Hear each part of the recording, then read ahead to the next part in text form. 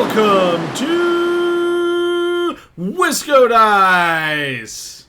Hey yo folks, I am your host, the Conesy with most, and today I am joined by... DM Rob.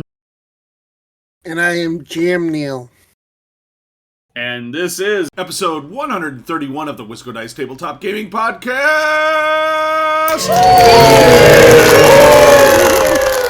Today is September 17th, 2024, and on today's episode, we're going to cover Dungeons & Dragons, our love for being game masters, and our shared passion for all things Gooey Cube. So with that, let's roll into our D&D chat. And if you couldn't tell, there are a couple of new voices here on the show today. So I think first and foremost, we should go through just a quick round of introductions. And of course, the audience already knows me. They've tuned in and listened to the Conesy well before. But I've been a DM for a Dungeon Master for role-playing games for, well, Lord, I've been since I was 16, however many years that was, like 30 years or so. I'd probably go back further than when I was 16. So I've seen all the editions. I've played lots of other role-playing games. But how about you, Rob? Where did you get started with role-playing games, and what's really... Tell us a little bit about your background. So I started out playing really young, like 14, 15 years old. I didn't know how to read, and my friends were telling me all these cool stories about things they were doing. And so one day at lunch, I went into the math room where my friends were playing this game called GURPS, and it started from there. And then I started picking up Forgotten Realms books. I learned how to read on Dritz, and I learned how to read on Dragonlance, and then played GURPS for a few years and transitioned into Dungeons & Dragons and became the perpetual DM. And I've been dungeon mastering, game mastering for 30 plus years now. I do a lot of con DMing. I do a lot of shop DMing, and I have 3-4 homebrew games that I'm running currently. Wow, that must keep you super busy. Yeah, it does. Keeps me on my toes. How about you, Neil? Hi. I actually probably started playing a little later than most. I actually started in 2008 after I quit my job. I didn't really have anything for a little bit, so a friend of mine was like, hey, want to play D&D? And I'm like, sure. Because I knew of it, but I didn't know, like, too much. And we started with 3.5. After that, we played that for a bit, and then he mentioned something. He's like, yeah, there's this new system called 3.75. Everyone's going to it. And I'm like, 3.75? I looked it up, and it was Pathfinder. Then I switched over to Pathfinder 2nd Edition, so... And I started GMing about, 4 years ago. Well, I mean, it doesn't matter how late or how long you've been in the game, right? And one of the reasons why we got everybody together is that we're all like from all over the country on this show today, right? Which is something different from us from Wisco Dice. Usually we're all here, Wisconsin, all of our normal hosts are. But in this particular case, Neil, you're out on the East Coast, and Rob, you're out on the West Coast-ish. We're all over the place, but we all came together kind of uniquely through this love of a small little company that does 5e products called Gooey Cube. And as I was joking, as I noticed everybody turn their cameras on for us to record, everybody but me is in their Gooey Cube shirts. So shame on me for not wearing the Gooey Cube shirts and showcasing it my love. But you out there in the world, you can't actually see that, so it's all good. Well, but I saw your Gen Con wrap up, and that was your number one topic was Gooey Cube. So we know you got love for the boys. Oh yeah, we definitely love them here, and or spend plenty of money on product. But so that's kind of how we all came together. We all met at Gen Con this past year in 2024, all as GMs for Gooey Cube. And I think there is kind of an interesting story there that we'll get to at a point about how we discovered Gooey Cube. But I thought we would start this conversation a little bit differently today and start it talking about preparation as a dungeon master. going through, well, I should say just as a dungeon master, but as a game master, and how we approach that for, say, a convention game versus our home games. With that, who wants to go ahead and kind of kick that off for us? I mean, I can tell you what my approach is, and then if Neil wants Sure. to chime in, that'd be great. So I've been DMing at cons for probably 20 plus years, and I've done them all from Comic Con to Gen Con and anything in between, big, small, little, but I prep for all of them the same. I like to look at the story, and I like to break it down room by room or encounter by encounter, or, you know what I'm saying, section by section, and figure out how the smoothest way is to transition into that section as the DM. I like to run it several times with my player base. I mean, I have a lot of players, so I'm pretty blessed that way. Get all the kinks and the bugs out so I have it memorized. And then once that happens, I start with the terrain and the miniature making process, because everything has to be made to travel for me, because I'm coming, as you said, from the West Coast. So I have to custom make all of my terrain, all of my minis to fit in suitcases, and the suitcases be under 50 pounds. So that's a whole separate addition to the prepping. And once that gets done, then I run it with the terrain so I can make sure that all the kinks are worked out with that stuff too. That was wild. Running a game next to yours, going, I feel like I underprepared for this convention. But then I looked around to everywhere else in the rest of the room and realized that the rest of us were all using the grid maps and the pogs, and went, okay, I'm not the only one, and went on to running my games. Yeah, I'm kind of a bit overachiever, I think, and I talked to you about this a little bit. The reason why I do that is because I understand from a personal experience how much it costs to go to these cons. And especially for a lot of people that don't have necessarily the means to do it, they're investing their whole vacation in being at this con. So it's my responsibility to do my utmost best every time they sit at my table to make it the best adventure experience they had at that con. And I feel like if I do anything short of that, I'm selling my player base short. Right. And that doesn't take away from anything you guys are doing, because you guys are doing the exact same thing. I heard both of your tables, your players had an amazing time. But for me, I tell my best story when I have that stuff available for them to see. I'm not used to the visual aids that Gooey Cube gives us, so I learned how to create them myself. Does that make sense? No, that makes total sense. How about you, Neil? What's different about it? Because you're newer into this whole RPG world than Rob and I. I imagine that coming into prep a convention game or a home game is quite a different experience for you. And you're probably looking at things through maybe a different set of kind of colored glasses, so to speak. Exactly. So story time. I started playing, which will probably into a later question, but I started GMing probably around the pandemic. So since then, I've been running a lot of Pathfinder stuff. And I have, so my home games, I read most of the time, read the module or read the chapter, and then I run it. Sometimes for some of my games, I just run it I find a generator online and I run by the seat of my pants. And I'm like, oh yeah, totally, I did that all this whole time, you guys.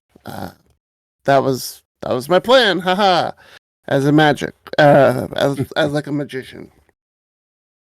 However, last year I saw a post that Paizo did looking for GMs for Gen Con 2023, and I was like, yeah, let's do that. So I ran 44 hours, and that was the first time GMing at a convention. I'm running 44 hours at Gen Con. Do you have any voice left after 44 hours? No, it was, yeah, right. It was, so I kind of went right into the deep end, but I pretty much swam for prep. I was playing Stars Without Number at the time, and I was talking to the GM that I'm going to do this, and he mentioned pogs. And so I made, cut, made, glued especially at the airport, and also thank you, the Indianapolis Library, that we made a bunch, glued them all, and that's what we used for the convention. And then that was a learning experience. And then this year we did the same, but one of my other I don't know if you guys met him, Tim, him and Roderick, who was another GM, they basically did the same for them two and myself and my cousin that I brought along.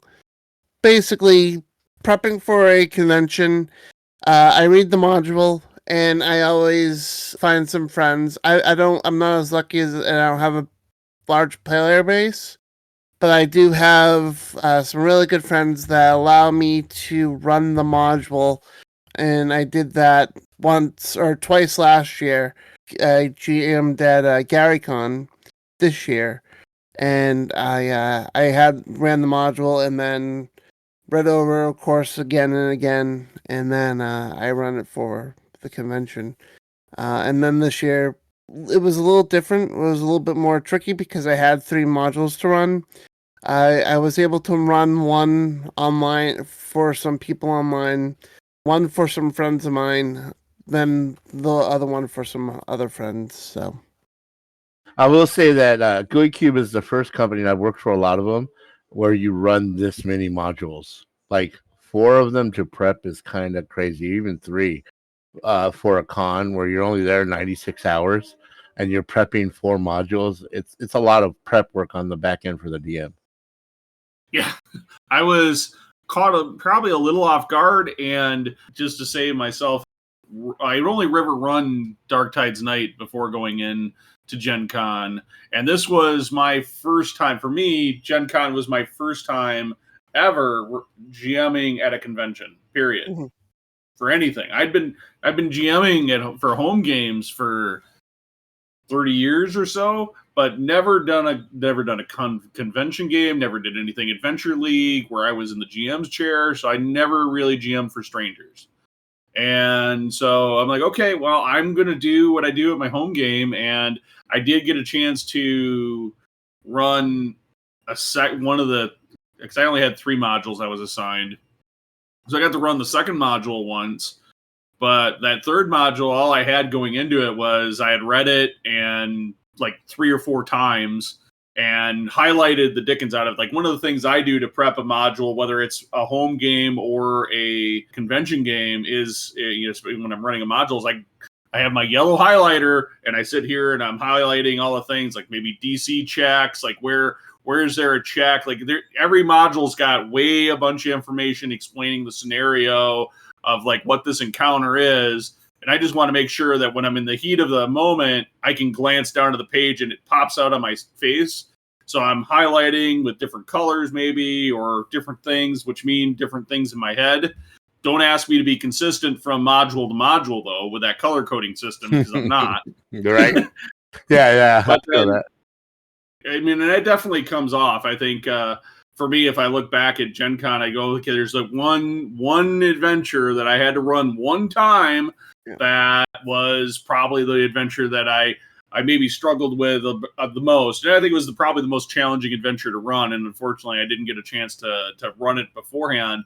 But I think everybody at the table had a great time. In fact, after running it, I ran out to the bathroom and there they were all standing outside of the bathroom because apparently they beat me there. They're all chatting. Like they were just chatting away about like how they did this or how they did that in the game. And I'm like, I had to stop and I go, when you guys did that, I had to think for a moment and be like, how am I going to deal with that? Because that wasn't quite how that was supposed to work. But I thought it was so clever that I just had to let it work. Good job on outwitting the DM there. And I think that just made them all kind of extra excited and happy, knowing that they were able to have, one up the GM on something like that. Because they don't have any idea what your experience is or what it is. They just want to have a good time, right? Yeah, it's funny because they sit down at the table and you can see like the apprehension on their faces when they first come to the table. They don't know you don't know them. And everyone's like, well, how's this going to go? Is this guy going to know what he's doing? Is he going to be prepared? Are we going to have a good time? You know what I mean? What's going to happen here? And then Mhm. I noticed that both of you guys, the first like 10 or 15 minutes, you guys made your players laugh. And once you got them to laugh, your table settled down and they relaxed, and you guys had a really good time. And it was pretty awesome to watch you guys do your thing, because I could hear from both sides. I was sitting right in the middle of both of you. And just you two as well, when you guys got that joke out and they responded well, for you guys, it was like, okay, I'm in that pocket now. You know what I mean? I'm ready to go. Mhm. And that was good to hear. Like, it was fun to watch. Because from being a newer GM DM, I feel the same way. I'm like also like, please don't screw this up. Please don't screw this up. Holding on to the table like, oh no, oh no. And basically I feel the same as probably they're like, oh no, was he gonna be good and stuff? And I'm like, oh no, please don't screw this up. So it's the same sense of probably we're feeling the same feelings at that time. I mean, for me, like I know there's a element, like I run a lot of board games at conventions, and I mean that's kind of the main show part of the Whisker Dice show is we're mostly a board game show these days, but uh, and so I run a lot of those at conventions, and I have like a joke or two in my little routine of getting a table going and ready and into the board game mode as part of my teach, because all of a sudden here's this guy you don't know that's going to sit here and explain a game for the next 10 to 15 minutes while you're sitting there doing nothing.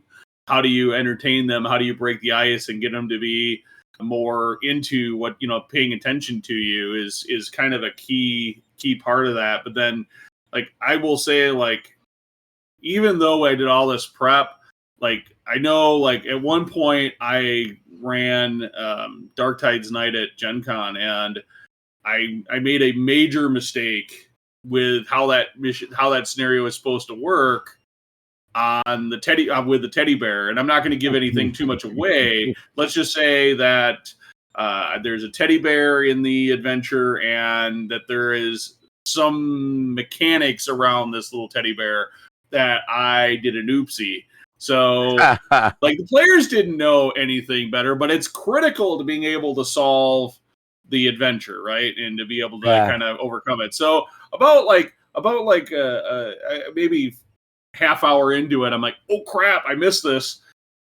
I need to interject it. So the players didn't need to know that it was my error. I just rolled with it and went, oh yeah, by the way, this just happened. And like I said, they didn't know but it was critical to the adventure, and they were all having a good time and laughing, and so it kept going. And so the only person that knew I made a mistake was me, and that was the important piece to convey. And it kept everybody at the table having a good time, and they were able to win and feel successful after playing the adventure, and it was all good. So I think there's ways you can overcome sometimes, even a failure of prep at a game. And Neil, you kind of talked about a little bit that, in your home games, you're oftentimes kind of, hey, I didn't prep for the session much at all. I kind of maybe have a couple of beats or something in my head, or maybe I didn't even have that, and we're just playing.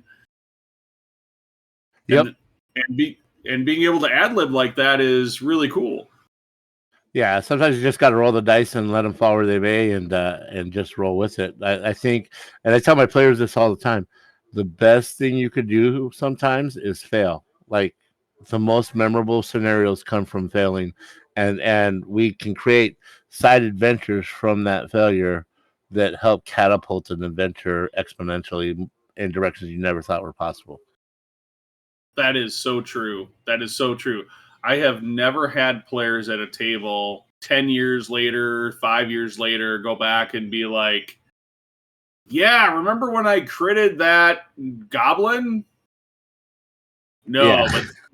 but they'll come back and remember that story where they rolled a 1 and crit failed, and maybe they tripped over a companion or something else that was silly, and or failed to unlock a door or something where it should have been super easy, and they remember those failure stories. And I tell my players that all the time, like, failure is what you're going to remember years from now most of the time in this game. It's true. Yeah. It builds experience. It makes the game more memorable, because if you play on like God mode or easy mode, it becomes boring. So you need the adversarial like failure to make it real. Playing to fail, or not, but on the opposite side, if you fail all the time, then you're going to not like it because too hard or not fun. So it has to be a good mix. Even though we play a game that's Dungeons and Dragons, 9 times out of 10 you're not in a dungeon. The one rare time when you're actually in a dungeon, we'll be in that dungeon and someone will either spring a trap or by mistake or walk into a room and touch the shiny object and it actually is a mimic or something. That's when we tend to talk about. Absolutely, and you bring up a good point too. Like, obviously, failing too often is a bad thing, right? And we're off topic, but who cares? This is the kind of stuff I wanted to be able to have a good time chatting about. I know one of the things, like, I try to monitor that when I'm sitting in the DM's chair, or like if we're having if the group, obviously there's a read the room and read the group kind of aspect to being a GM. And you're paying attention to making sure everybody's kind of having a good time, or are they somebody getting frustrated or whatnot, and when you have something like that, I think we have tools at our disposal that can kind of help, whether it's giving out an inspiration point or a GUI reward, or heck, I've even shifted or changed encounters on the fly. You kind of mentioned like, oh hey, you're in that dungeon because we're never in Dungeons and Dragons pretty much, but there's I know there's a trap, and I know the party's been having a bad time of it getting up to that trap, but maybe I do something with that trap instead of it being, oh hey, you failed a perception check. Maybe I just leave. Maybe I have that trap where it's obvious for them that they can see that there's a scythe hanging in the corridor, half swung, and it looks and so you can see it. Maybe now all of a sudden you've given an encounter. Now I've changed that. Okay, they were having a bad time, but now I've changed that encounter, for at least this is the way I deal with it now, into something they can see, and now they can start interacting with and go, oh, hey, there's a trap there. Is there something else I need to go look for? And they can start, or is it been deactivated? I can, change the encounter for them into something that makes them maybe immediately snap out of that role. Have you guys ever done anything like that in your games? Yeah, that's a pretty common thing for me. I have built-in mechanics into my house rules, and I bring them over to cons too, where they automatically all get one table reroll, and they automatically get 1d6 to add to whatever roll they make, no matter if they know the outcome or not. And I feel like that eliminates some of those like constant failures innately, right? Because they have the choice of when to use it, and so they can use it when they're on a low streak. But if I have a player that's just constantly like rolling bad or failing, then they tend to be what I'll base like a positive interaction around, if that makes sense. So like I'll create an interaction, even if it's like a random goblin PC showing up in the middle of a dungeon, right? Let's just say he's getting the rogue's getting whooped over and over again, failing the saves, and a goblin will just pop out of nowhere and go, probably shouldn't do the trap like that. Let me help you, and just like all of a sudden befriend this guy and just create a funny moment to change that attitude. And I feel like the change of the attitude often changes the player's failing too, right? Because a negative streak gets broken by a simple laugh or an interaction. And a lot of times that's all players really need to get back on that positive track. Yeah, absolutely. Rolling back on the topic, I wanted to ask, how did you all discover Gooey Cube? I think I have an interesting story about it, but I wanted to hear from the both of you. So, Rob, how did you discover Gooey? At Gen Con, actually, like I've been going for like from the year after COVID, when Gen Con went live and there was like only 70,000 people there. They had a booth there, and Alphinius made this whole pitch to me. And I'm like, that's super cool, but I do my own world building, so I don't know how that fits in to what I'm doing. He's like, well, it'll reduce your prep time. I'm like, I don't know. That's not a lot that reduces my prep time. So the next year I came back and they were, same pitch, and I was like, and my group was with me, and they're like, "Are you sure?" And I'm like, "I'm sure." The third year I come back and we signed up for a D&D event, and now at Gen Con, there's only one other company that really runs a lot of D&D events, right? It's mostly that company that runs it, and then you might find a game here or there. Well, Gooey Cube happened to start making their presence more known with games, so we signed up for like a VIP game, like a more expensive game in a private lounge, and we went there, and where we were at was amazing, and the story was good, but you could tell that the DM wasn't 100% ready for it. Like he just found out he was getting this adventure because a person who was supposed to do it couldn't make it to the con. So I told Casey, who runs all the DMs at the time, I'm like, "Yo, I appreciate everything he's doing, but like I feel like if we're paying for a premium event, we should be getting a premium experience." And Casey pretty much told me, "Put your money where your mouth is." So that led me up to this year, and so I put my money where my mouth is, and that's how I ended up DMing for Gooey Cube. You know what I mean? That is a pretty crazy story, and honestly, I think you stepped up to that absolutely. So, well, props. How about you, Neil? How did you discover Gooey? The first time I ever went to Gen Con was last year. How I actually found out about Gooey Cube was I'm actually more of a Pathfinder player. Like I mentioned earlier, I stay with Pathfinder and then Pathfinder 2. Very, very recently have I been getting into 5th edition because, some friends of mine, they're like, "Hey, let's play D&D." And I'm like, "Well, I have every single Pathfinder book and Pathfinder 2nd edition book. We should play Pathfinder." And they're like, "Well, no, let's play D&D." And I'm like, "Fine." So I ended up playing D&D, and that was actually after I discovered Gooey Cube. How I got into Gooey Cube was on Facebook. I met out in a Pathfinder 2 group. I met this guy, and we were trying to figure out to run games. And I would run them like late at night. We're talking like 1 in the morning, sometimes overnight. And he was working. He was working overnight as well, and then he was talking to me. He's like, "Yeah, I worked for this one company at Gen Con, and we were right next to this booth called Gooey Cube." And I'm like, "Huh."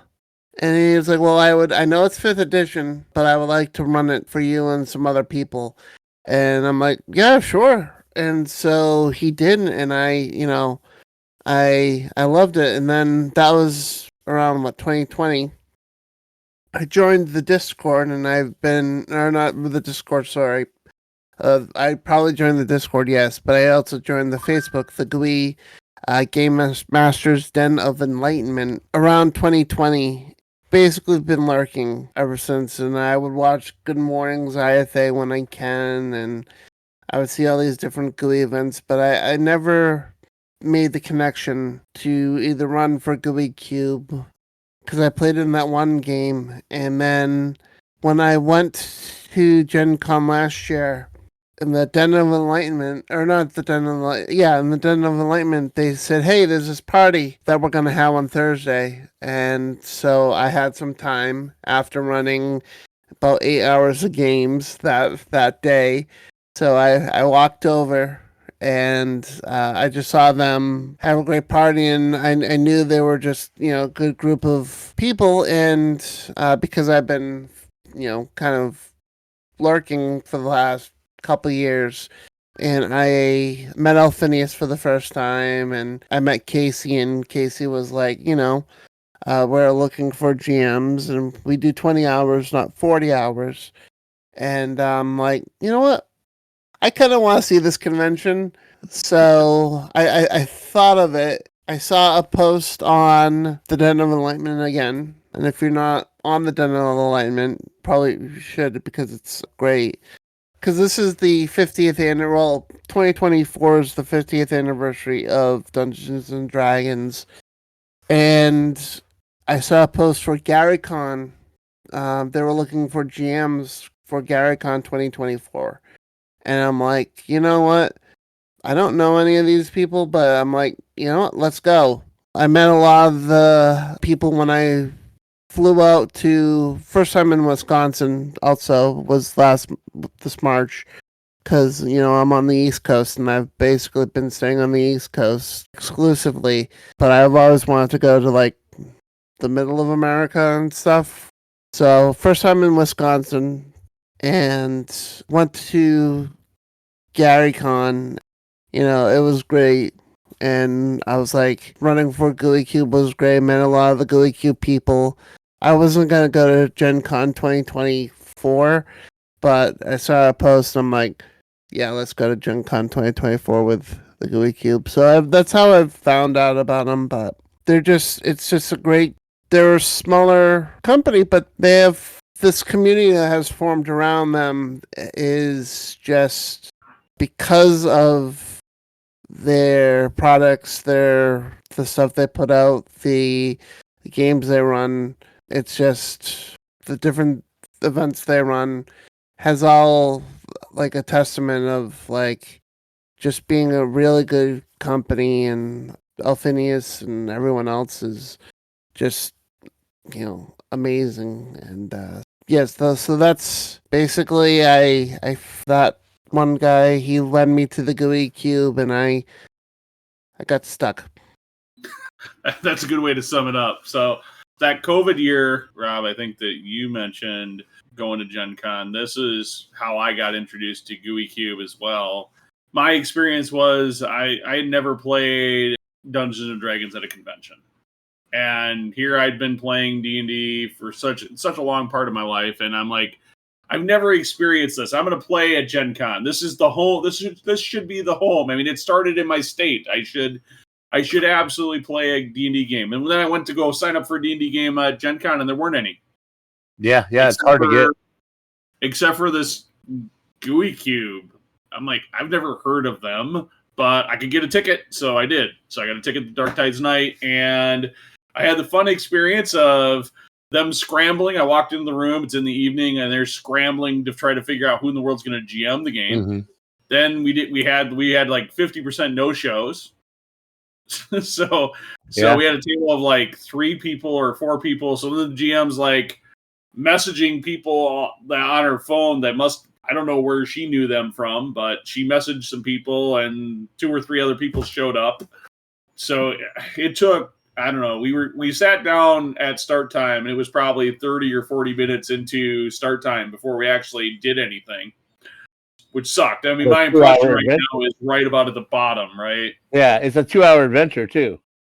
I mean, Dark Tides, it's an hour and a half if you're lucky. Right, yeah. And I don't feel like she had it well prepped. Like, as she was definitely scrambling, reading the book as we were trying to play.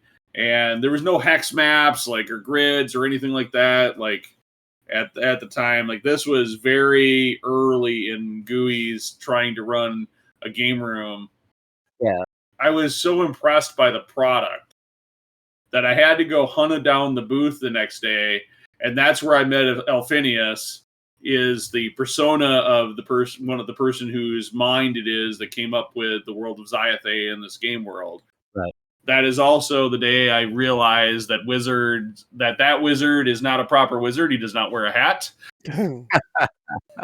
And anyways, I've been chiding him ever since about wearing a hat. That company's only 5 years old. Mm-hmm. That's the amazing part of it. Yeah, it started right before COVID, is my understanding, and then COVID happened, and somehow they managed to get through that, and that COVID Gen Con, like I said, that was how I discovered them, and then kept going from there. So they have had their growing pains, that's for sure. But the reality is because Gen Con is so popular, mm-hmm. It's really, really hard to get games. Pathfinder, D&D, whatever. This year there was 150,000 people, including staff, and there was 38,000 total entries for games over the course of 4 days. So if it isn't for people like us who want to step up and play these games, then it just becomes a vendor con, right? Because there's nobody to run games. So I'm always pushing for more people. It doesn't matter what your skill level is. Run games for take 4 hours out of your con, run a game for somebody. It makes the world of difference to the other people playing in the game, and your con experience only is going to get better from it. Absolutely. You couldn't have said that better, actually. Yeah, I've ran games the last couple of years at Gen Con now. As a content creator, Gen Con is a little bit different beast for us. It's because we are doing so many meet and greets with publishers and designers, et cetera, et cetera. I still made a point the last couple of years to run games at Gen Con, whether it was D&D, board games, et cetera, whatever it was. And it was absolutely like every person at every table making sure they had a good time. They were delighted. They had fun. That made the last 2 years of Gen Con extra special for me. It does. And it's going to be even more special when those players come back to you and they go, I was at your table last year. I'm so excited to play at your table this year. I haven't had that happen yet. It's going to happen. I promise. Not at an RPG game, I should say. At a board game, absolutely. I have players that hunt me down. I saw how you ran your tables. I promise you it's going to happen soon. I know it. Neil? So, yeah, I actually, why people listening to us can't see my reaction, but just imagine a guy wearing a Gooey Cube shirt and a Gooey Cube hat being like, oh yeah, that happened to me. So at GaryCon, I was actually running the 2 modules on the terrain. So Gooey Cube has this, well, they have the Red Star Rising adventure or the campaign, and the first and this isn't really a spoil, but a lot of it takes place in a carnival. The Carnival of the Bluebell Troop. I ran in on that, and they have basically a 1-to-1 like miniature carnival that just basically spans 1 or 2 tables. It's massive, all 3D printed, and I believe one of the Gooey members built it, and it's just it's amazing. And so I played with this guy and his daughter. So, and that was great. And then I, had fun, and then kind of forgot about it. So I'm sitting at my table at Gen Con. He comes over and is like, hey, I'm like, hi. And totally not recognizing, not remembering. He's like, yeah, I played with you back at GaryCon. And I'm like, oh my God. And so that was quite an experience, because the wheels started to turn a little bit. It was like, wait a minute. Oh yeah, I remember you. And so that was a cool experience that, GaryCon was back in March. So it wasn't like a year thing, but it was still a cool experience. He was like, "Oh yeah, I played with you a couple months ago," so that was fun. I can say from the content creator space, going to an event or a convention and being recognized and having somebody congratulating or thanking us for doing the show that we do here at Whiskey Dice, that is special. So I got to imagine it's a very similar feeling being on the GM's chair, getting that kind of interaction of a player coming back and going, yeah, not only did I have a good time playing at your table, but I want to play at your table again. So I'm looking forward to experiencing that. I have had that feeling at board games too. So, and board game events that I run. So I'm definitely I fell in love with, I can say I was absolutely supercharged coming off of Gen Con, and absolutely supercharged about running more D&D at future conventions. So stay tuned. Whiskey Dice will probably start adding D&D games into our rotation at conventions. That'd be amazing. The other thing that we're forgetting is that Neil was also knighted on Sunday morning. He won a pretty prestigious Gooey Cube award. It was knighted. What is it? Sir DM Neil now is what we should refer to you as? Oh yes, yeah. Gooey DM Neil, I guess. I don't know. It's the Order of the Knights of Goo, and I saw it last year. So I happened on the party, and I was staying, and I actually saw a Geeky Hoodie I didn't get to meet him, but I saw him and he got one. And then the person that introduced me to Michael, he got one. So it was like I saw this, and it's a really, really like nicely designed Gooey Cube emblem that is, I don't know what material, but it's like cut out, and then on the back it says Hard Alphinius signs Alphinius. it. Yeah, he signs them.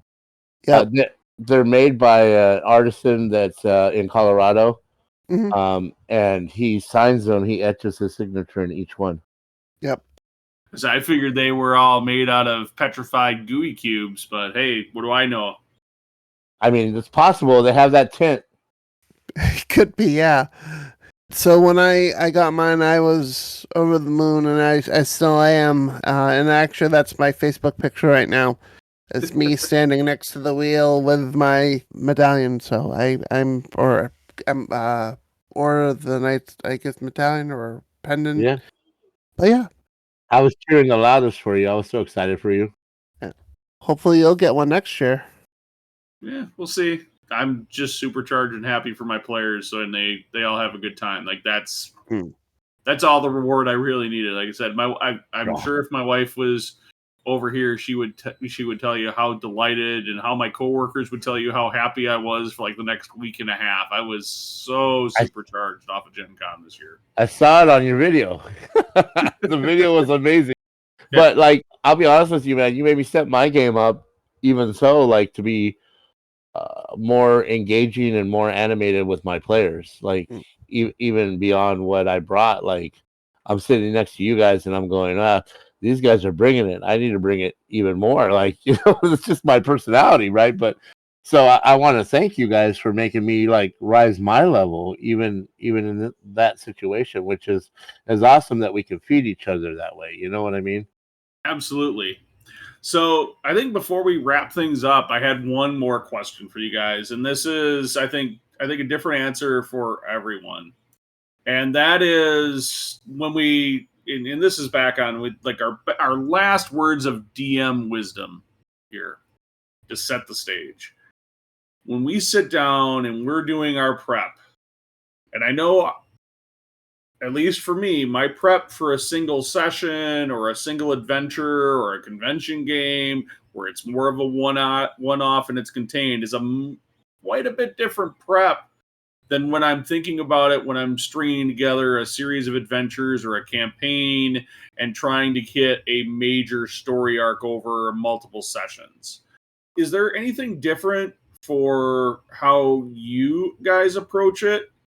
And I think I'll start with Rob, if you wanted to go ahead and tell us a little bit about how you approach campaign versus... So when I go into a campaign, we have campaign blocks that we run it here, and it's usually about 1.5 years, 2 years, and that's our designated Wednesday campaign block.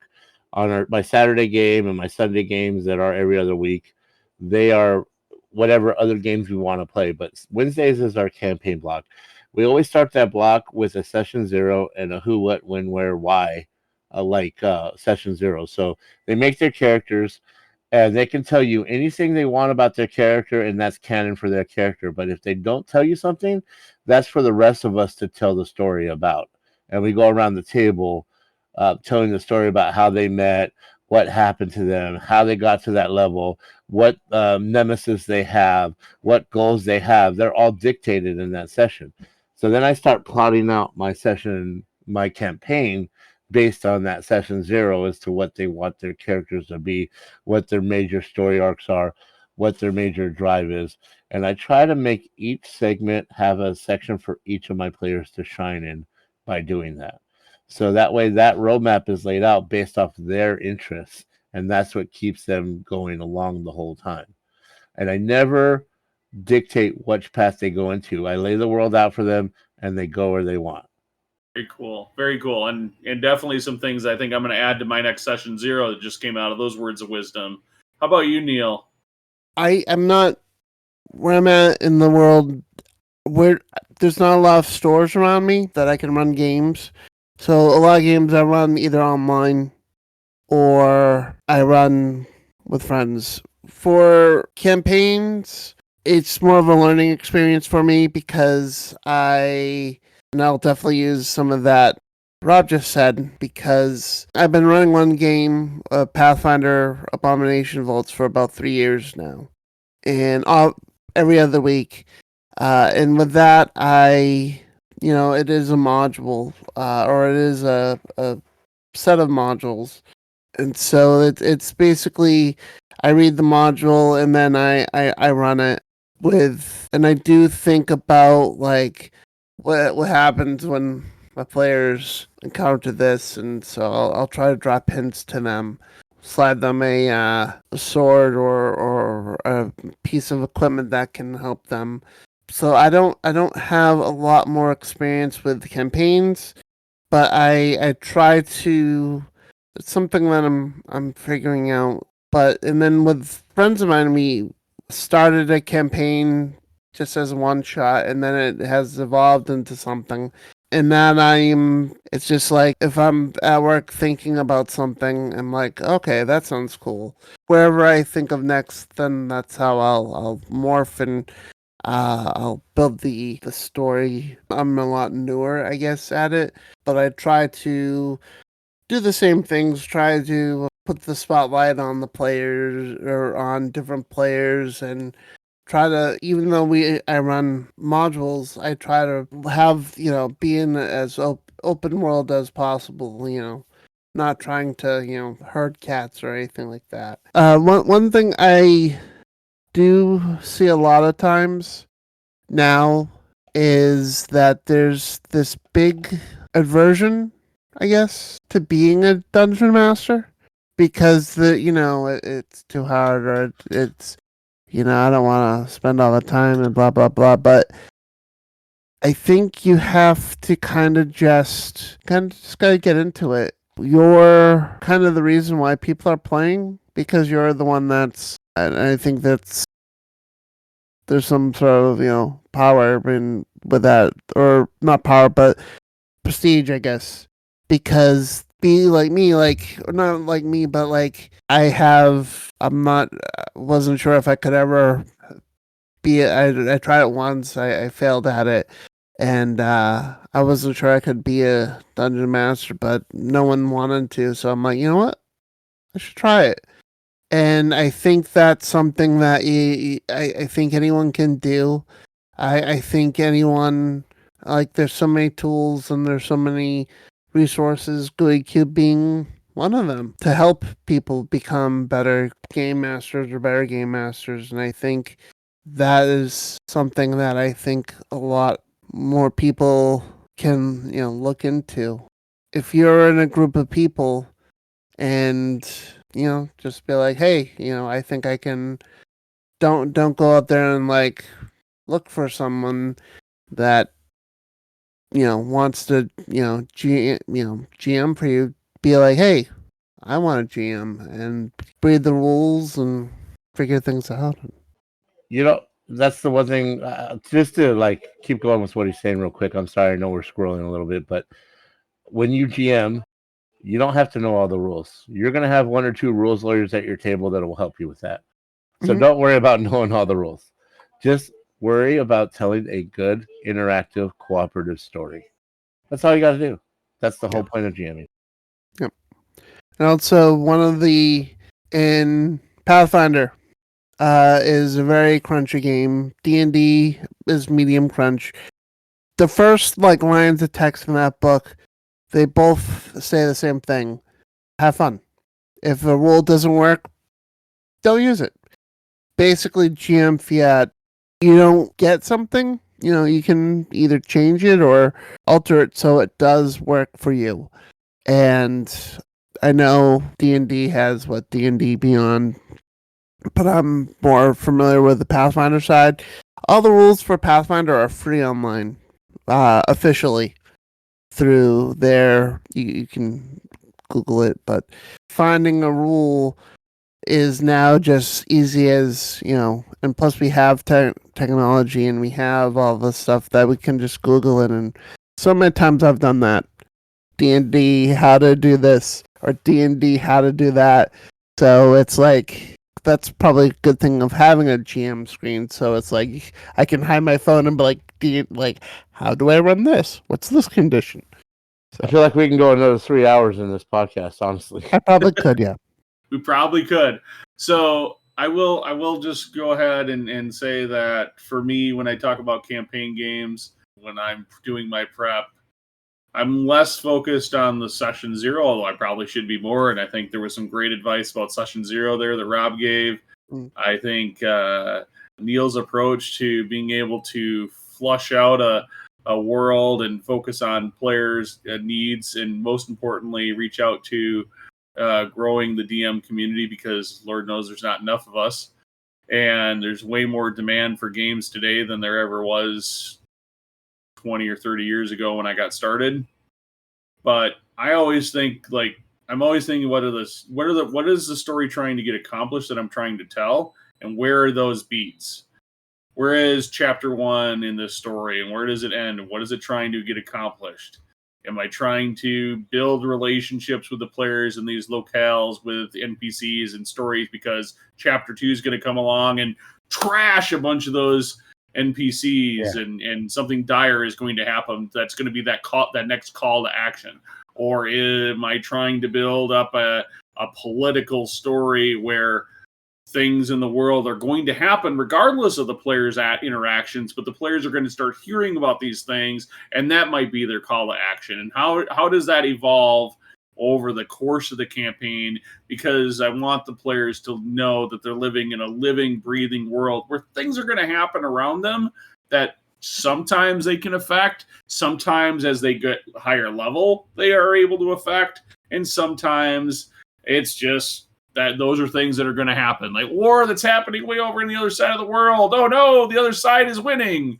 Well, I can't do anything about it right now. I'm way on the other side of the world and I'm level 2.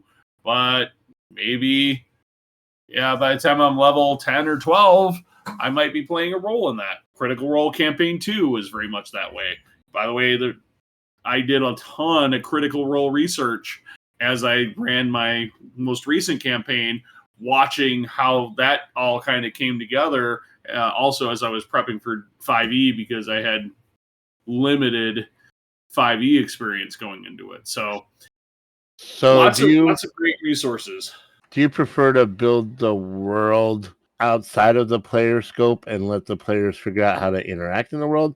Or do you prefer to build the world from the player point of view and let the world interact to what the players are doing?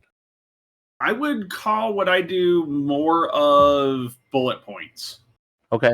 Bullet points, like when I'll take Red Star Rising a little bit as an example. I think there are several bullet points from Red Star Rising for Gooey Cube they've organized that campaign in a set of chapters.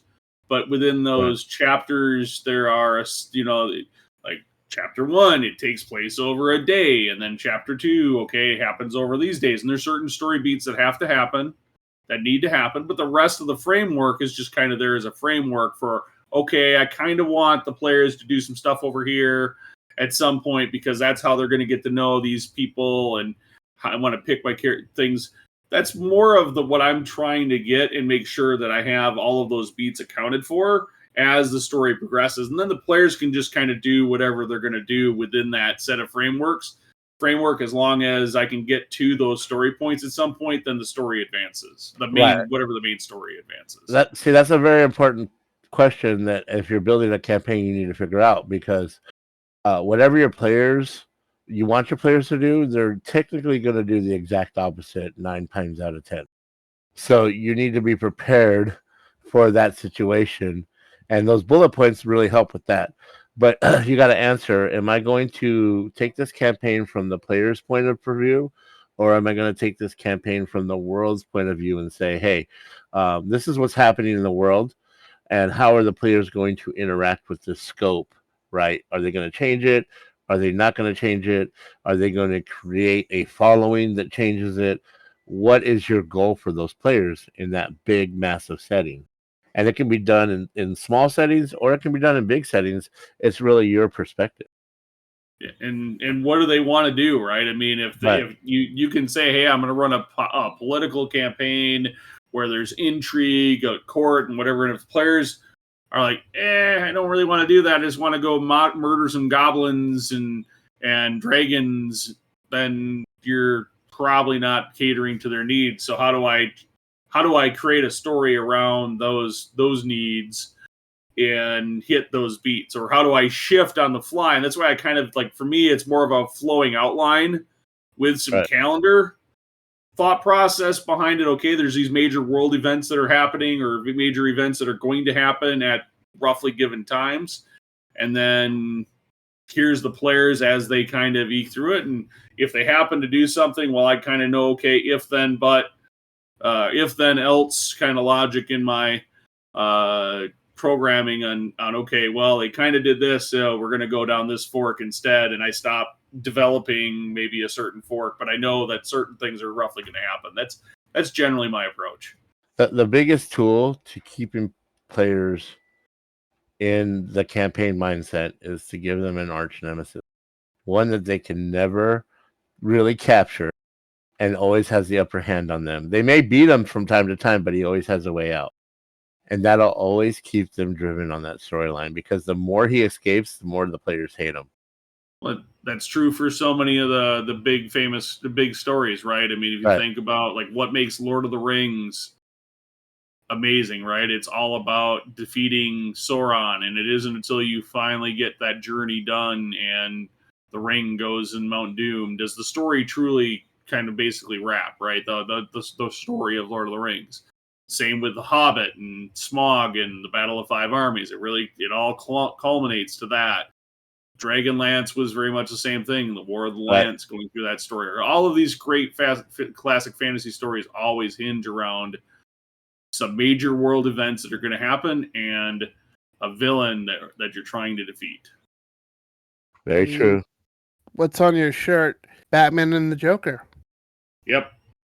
I mean, they have this relationship of him trying to spread chaos in the world and Batman trying to stop it. It's kind of similar. Like, they're never going to defeat each other. Having an overarching nemesis is good advice, and I have used that with my other games. So, yeah, something to string it along. That's kind of the idea, right? Something to keep it going. But more importantly, to get the players to band together in whatever story you're telling, so that they have a vested interest in it, right? Yeah, absolutely. Getting there. It's amazing how little you sometimes have to steer the players in the right direction when they all have character motivations and reasons to go the direction you want them to go. And that's what the Session Zero does when you weave the story into what their goals are. You can create that nemesis or that thing that is drives them all into the same path a little bit easier. Yep, absolutely. I think that should be all of the words of wisdoms that we're going to probably be able to give in this extended episode of the Wisco Dice Tabletop Gaming Podcast. I want to thank you, Neil and Rob, so very much for coming on to the show today and being a part of this. Hopefully this works out that we can have you both on again in the future and we can talk more role-playing games, RPG tips, and etc.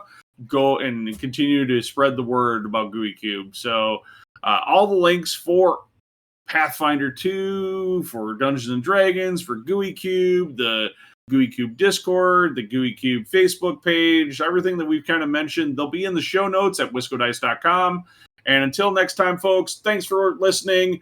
Don't forget to like and subscribe, leave a little heart, comment, whatever you download podcasts. It goes a long way to helping us out and keep getting the words out. And don't forget to share with your friends. Thank you so much for listening. Make sure you leave a review of this show wherever your favorite place is to find podcasts. Oh, and by the way, give us a like on our Facebook page.